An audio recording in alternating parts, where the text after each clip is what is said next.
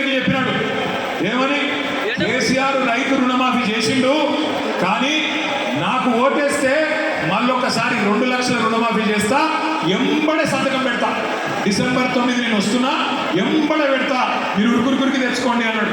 జరిగిందా రుణమాఫీ? అయిందా కాలేదా? చారాన అయ్యింది బారాన కాలేదు, చారాన అయ్యింది బారాన కాలేదు. ఇంకేం చెప్పింది? ఇంకా 6 గ్యారెంటీలు అన్నాడు. 6 గ్యారెంటీలు.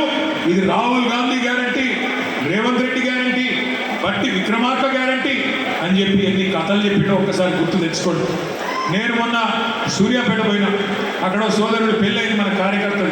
అక్కడ పోయే వరకు ఆ సోదరుడు వాళ్ళ అమ్మగారిని పిలిచి ఇంట్లోకి వెళ్ళి పిలిచి అన్న మా అమ్మగారు అని పరిచయం చేశారు. అమ్మ బాగున్నారా అన్న? బాగానే ఉన్న బిడ్డ అన్న. అన్నాక మరి మీరు కొత్త కోడల్ని బాగా చూసుకుంటున్నావా అన్న.